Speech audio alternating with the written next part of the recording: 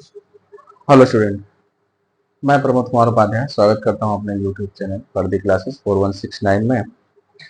आज physics class 10th में पिछले लेक्चर में जो हम लास्ट में प्रतिरोधकता और विशिष्ट प्रतिरोध खत्म कर दिए थे। तो आज का जो चैप्टर है वो विद्युत वाला, उसमें ये प्रतिरोध का संयोजन है। तो प्रतिरोध के संयोजन में दो संयोजन है, श्रेणी क्रम और समांतर क्रम। तो दोनों आज सीखेंगे और इस चैप्टर में बहुत कुछ नहीं बचा है। ओम का नियम भी हो गया था पिछले लेक्चर में, तो उसके बाद फिर न्यूमेरिकल बचेगा। तो ये बहुत इम्पॉर्टेंट टॉपिक है इस चैप्टर का। तो ये आपको सिद्ध करने के लिए भी आता है, श्रेणी क्रम समांतर क्रम वाला। और इस पर न्यूमेरिकल भी बहुत बहुत ज़्यादा न्यूमेरिकल आते हैं। तो आइए देखते हैं कैसे इसको सॉल्व करेंगे, क्या इसका सूत्र बनता है। तो पहला है श्रेणी क्रम। प्रतिरोधों के निकाय का प्रतिरोध में श्रेणी क्रम में जुड़े प्रतिरोध, resistance of a system of registers.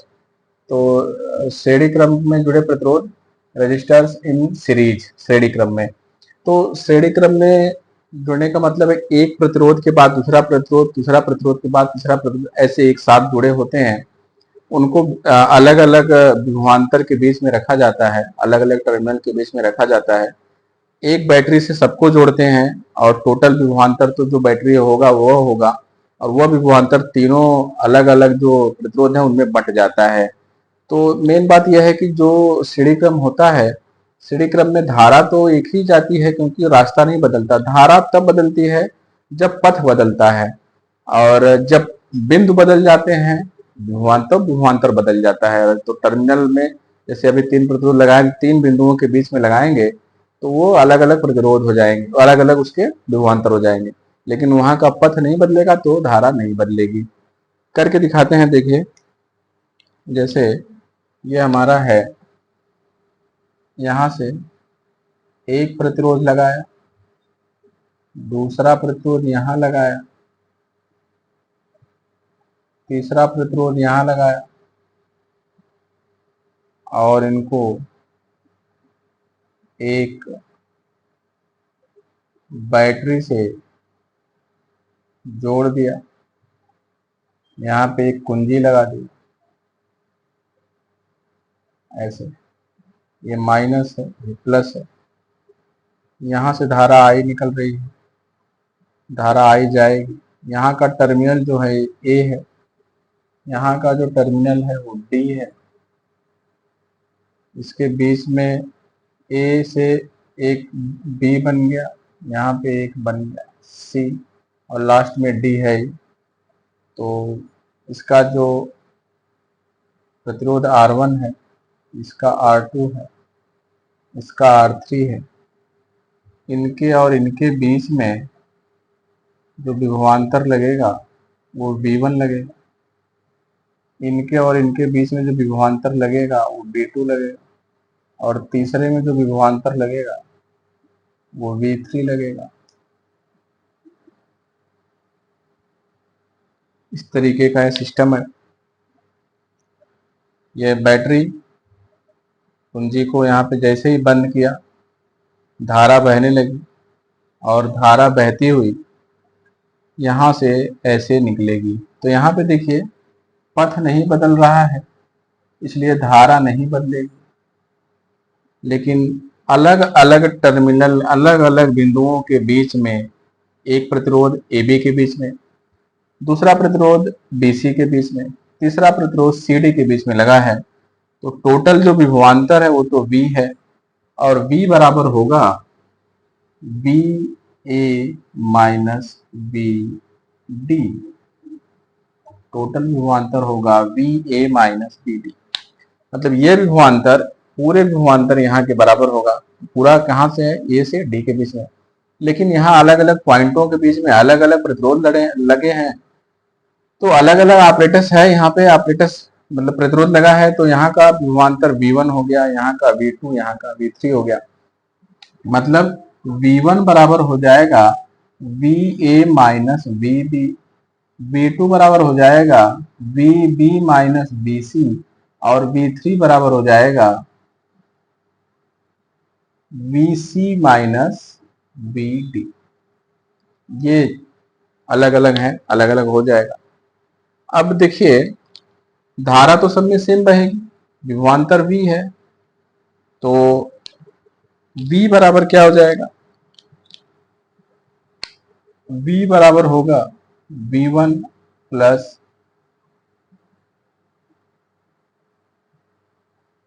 V2 plus V3। V देखिए है किसके बराबर, अभी तो लिखते हैं पहले। V1 किसके बराबर है, VA minus VB plus V2 है VB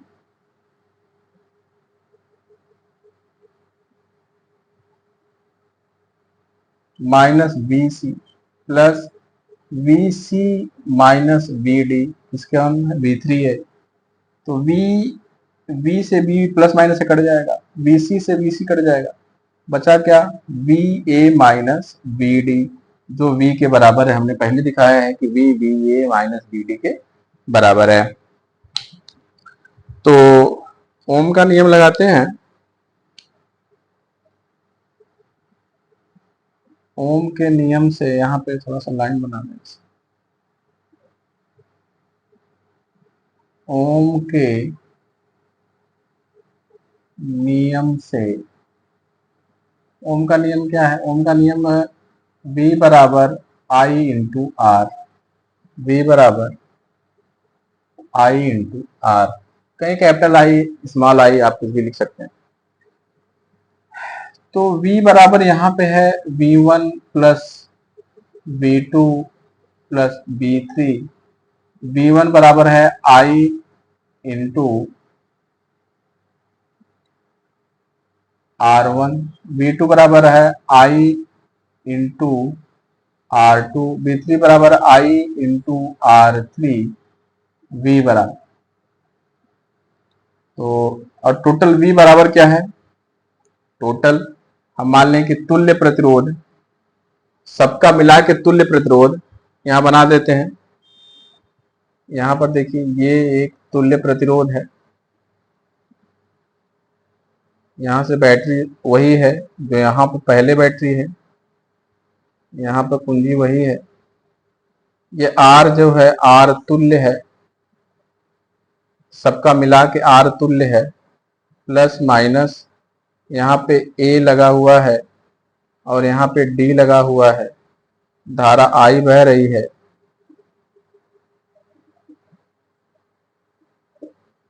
R तुल्य है, विभवांतर V है, तो यहाँ पे लिखेंगे कि V बराबर है I इंटू आर।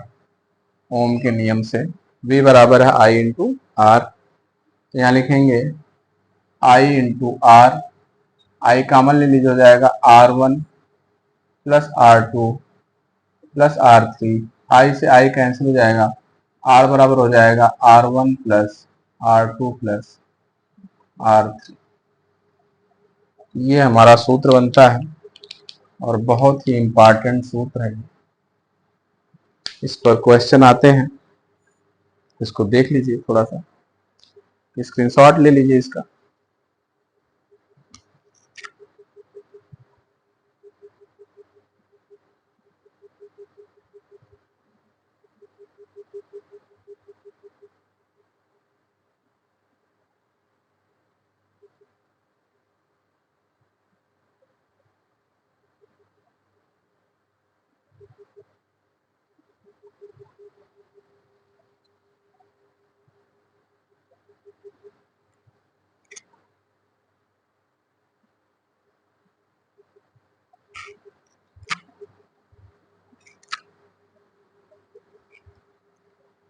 हो गया, तो ये देखिए हमारा सूत्र आ गया, R बराबर, R तुल्य है, ये R तुल्य है,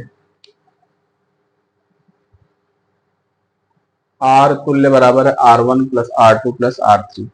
तो तीन जो भी यहाँ पे प्रतिरोध लगे हुए थे उनको जोड़ा गया था श्रेणी क्रम में, जिसमें एक ही धारा बह रही है क्योंकि पथ नहीं बदल रहा। इनको मिलाकर एक तुल्य प्रतिरोध बना के ये बनाए हैं हम। अगर इनको मिलाकर एक तुल्य प्रतिरोध बनाया जाए तो इस तरीके का एक परिपथ बनेगा। तो ये विभवांतर V, धारा I और तुल्य R होगा। ये R तुल्य है, R तुल्य है ये। तो यहां पर जब मान रखेंगे तो हमको मिलेगा R बराबर R तुल्य R1 plus R2 plus R3। मतलब जितने भी प्रतिरोध लगे होंगे सबका योग कर दिया जाए तो R तुल्य के बराबर होगा। जितने भी प्रतिरोध लगे होंगे सबका योग कर दिया जाए, योग करके सबको जोड़ दिया जाए तो सबके बराबर होगा R तुल्य। मतलब इसमें से जो सबसे बड़ा होगा R1, R2, R3, Rn, जितने n तक चला जाए, जो सबसे बड़ा प्रतिरोध होगा R तुल्य उससे भी बड़ा आएगा, क्योंकि सब जुड़ रहे हैं। तो सबसे बड़ा प्रतिरोध जो आप जोड़ रहे हैं उसमें से भी बड़ा R तुल्य का मान आएगा। तो ये देखिए श्रेणी क्रम में जुड़े प्रतिरोध हैं। इस तरीके से आपको करना होगा और पूरा मार्क आपको मिलेगा। तो देख लीजिए, रब करते हैं इसको, फिर अगला क्रम देखते हैं।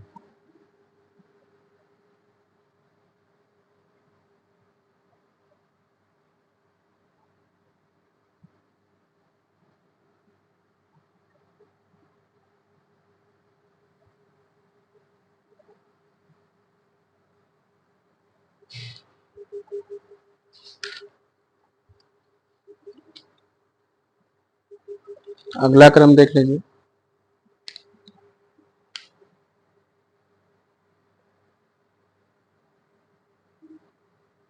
समांतर क्रम, इसको बोलते हैं पार्श्व क्रम। समांतर क्रम या पार्श्व क्रम में जुड़े प्रतिरोध,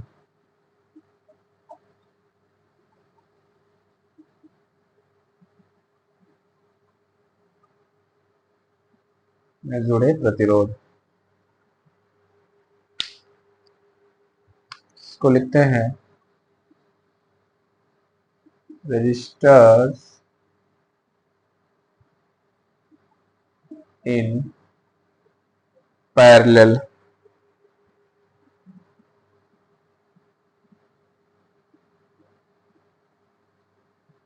रेजिस्टर्स इन पैरेलल, इसको बनाते हैं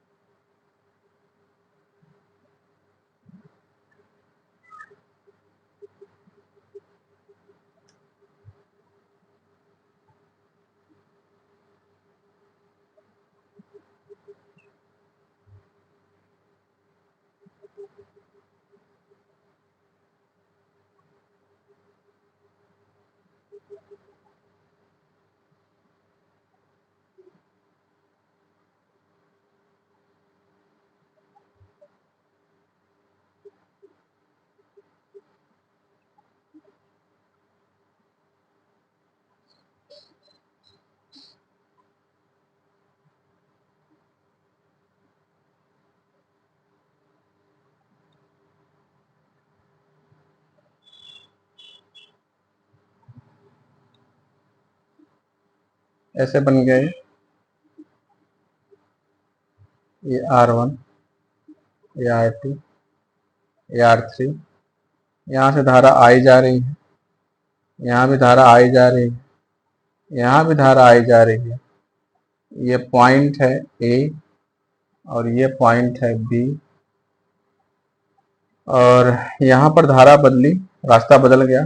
I1, यहाँ पर धारा I2 और यहाँ पर धारा I3, फिर यहाँ से धारा जुड़ के I, और ऐसे ये सिस्टम पूरा है। देख लीजिए, सभी प्रतिरोधों को एक ही टर्मिनल के बीच में, दो बिंदुओं के बीच में लगा दिया है।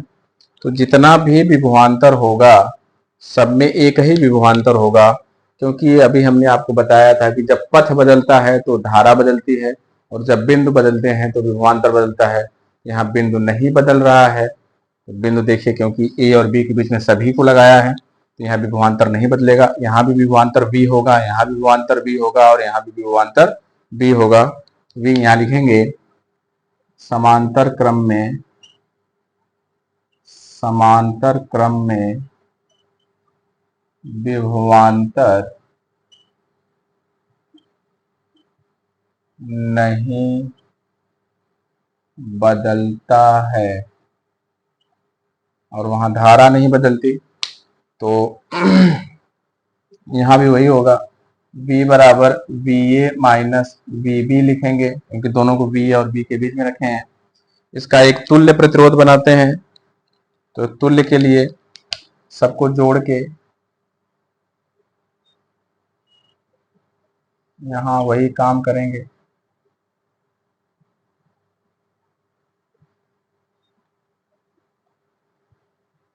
तीनों का तुल्य होगा, ये R तुल्य है V माइनस प्लस, और यहाँ से धारा I, यहाँ धारा I, यहाँ धारा I ऐसे जा रही है। तो देखिए इसको हल करते हैं। V बराबर होगा I इंटू R, ओम के नियम से लिख देंगे, ओम के नियम से, ओम के नियम से V बराबर आई आर, तो I बराबर हो जाएगा V बटे R। I बराबर होगा I1 plus I2 plus I3, क्योंकि देखिए यहाँ से धारा निकल रही है, धारा तीन भागों में बट रही है, फिर धारा ऐसे आ रही से चल रहा है, तो I तीन भागों में बटी, I1 I2 और I3। I बराबर है V बटे R, I1 बराबर हो जाएगा V बटे R1, क्योंकि प्रतिरोध में इसमें विभवांतर नहीं बदलता, प्लस V बटे R2, V बटे R3, V कॉमन लीजिए, V बटे R, V कॉमन हो गया, 1 बटे R1 प्लस 1 बटे R2 प्लस 1 बटे R3, V से B कैंसिल हो जाएगा, बचा 1 बटे R बराबर 1 बटे R1 प्लस 1 बटे R2 प्लस 1 बटे R3। तो ये हमारा हो जाएगा सूत्र इन पैरेलल। देख लीजिए इसको,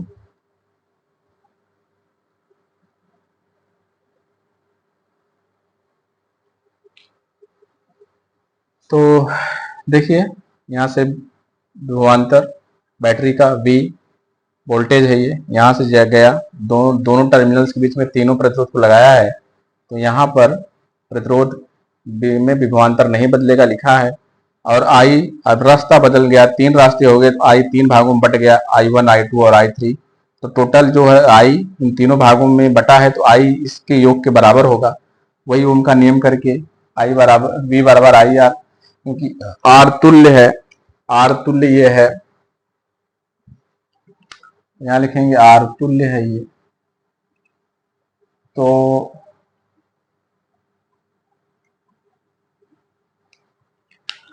I1 बराबर V बटे R1, I2 बराबर V बटे R2, I3 बराबर V बटे R3, V कॉमन लेके कट गया, 1 बटे R तुल्य बराबर 1 बटे R1 प्लस 1 बटे R2 प्लस 1 बटे R3।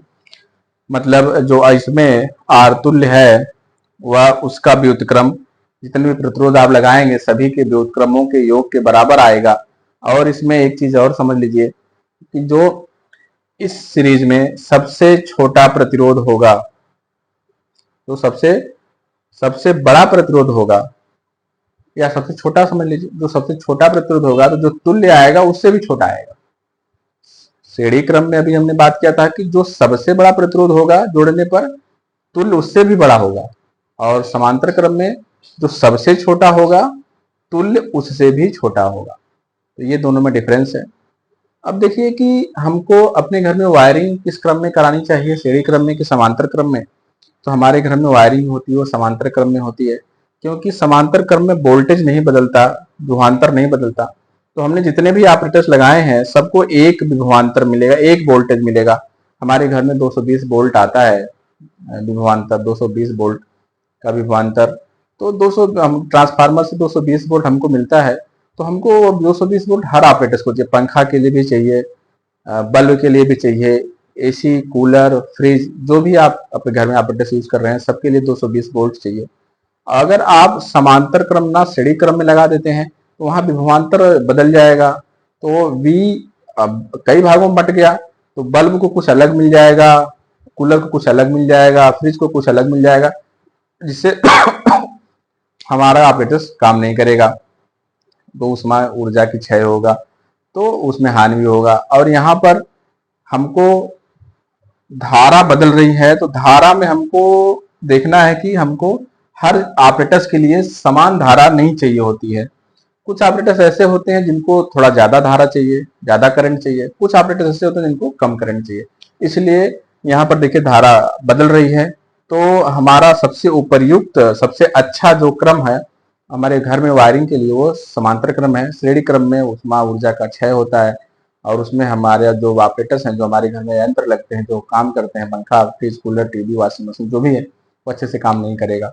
तो इस तरीके हमारा जो घर में वायरिंग होती है वो समांतर क्रम में होती है, श्रेणी क्रम में नहीं होती है, ये कारण से। तो आज का वीडियो देख लीजिए, और बहुत ही इम्पोर्टेंट, बहुत ज़्यादा इम्पोर्टेंट है परीक्षा के दृष्टिकोण से, और इससे क्वेश्चन भी आते हैं। क्वेश्चन कल वाले वीडियो में हम बताएंगे आपको कैसे करते हैं इस प्रतिरोध वाला जो है, इस वाले टॉपिक का जो न्यूमेरिकल होगा, तो इसको देख लीजिए, तो समझ लीजिएगा, और चैनल को सब्सक्राइब करते रहिए, कमेंट करते रहिए, शेयर करते रहिए, लाइक करते रहिए। धन्यवाद।